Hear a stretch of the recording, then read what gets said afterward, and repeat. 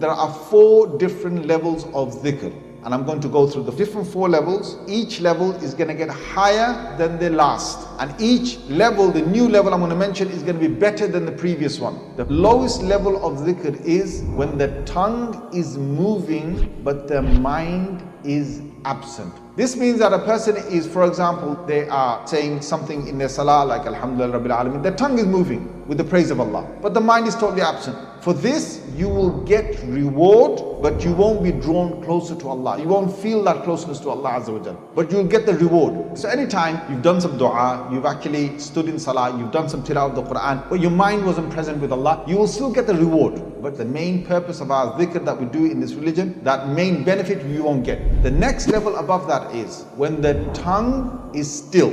So the tongue is not moving, but the mind is present. So the example of this is that I just merely think Allah is watching me. I'm not moving my tongue with anything, but I'm just thinking Allah is watching me. I'm just thinking of Allah's creation. So for example, I'm thinking of the stars and I'm amazed at how Allah created all of that. I'm looking at the mountain, the ocean, I'm looking at Allah's earth, I'm looking at the clouds, how Allah has suspended them in mid-air. And I'm looking at how Allah Azza wa Jal has created so much of His creation. I could be sitting with a pomegranate in my hand, just opening up, looking inside and saying how wonderfully Allah has designed that pomegranate inside. I'm just thinking of that. I'm in the dhikr of Allah. I'm now in the second level of dhikr. I get reward for this and I also come closer to Allah through this. The third level, when the tongue is moving and the mind is present. When I'm in salah, for example, I'm reading Surah Fatiha and I'm also just thinking Allah is watching me. If you know the meanings of Fatiha, if you know the meaning of Subhan Rabbil Azim in salah, you're thinking of exactly what you're saying. Or by the least, you just think I'm in front of Allah, I am praying. So the tongue is moving, Subhan Rabbil Azim, and I'm thinking Allah is watching me,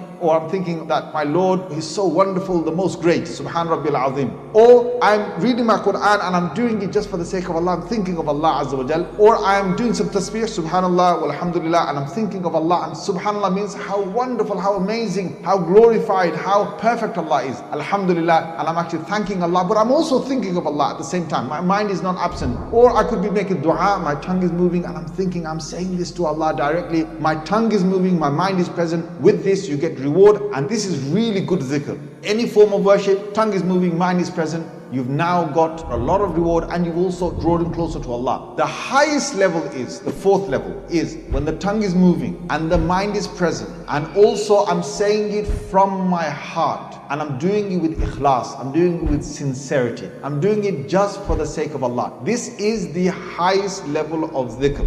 When you do dhikr alone, when you are remembering Allah alone, and when you're doing it just for Allah's sake and nobody knows, and you don't want anyone to know about it, this is the highest form of dhikr. In fact, Rasulullah sallallahu alaihi wasallam has told us at that moment, if you were to shed tears, then you're guaranteed to have your place under Allah's throne on the Day of Judgment.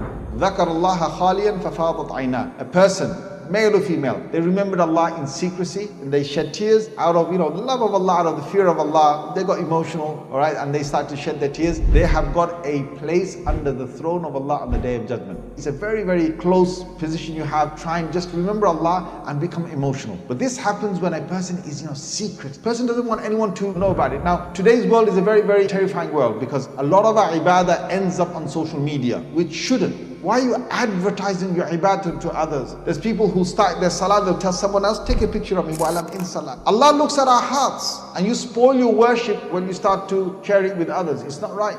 There are people even in iftar time, all that meal in front of you, look at what I'm eating. Poor people across the world giving you a lot of ayn, giving you a lot of evil eye, I'm telling you, right? I don't know why you want to do that, share all of that. There are people who don't have those kind of foods. It's not nice always to share all of that across the world. But you're doing iftar, it's an ibadah. You don't need to share every form of worship out there that you've got. So you spoil it when you start sharing with others. But nonetheless, what it is we're not supposed to tell others or advertise it. Just do it for the sake of Allah.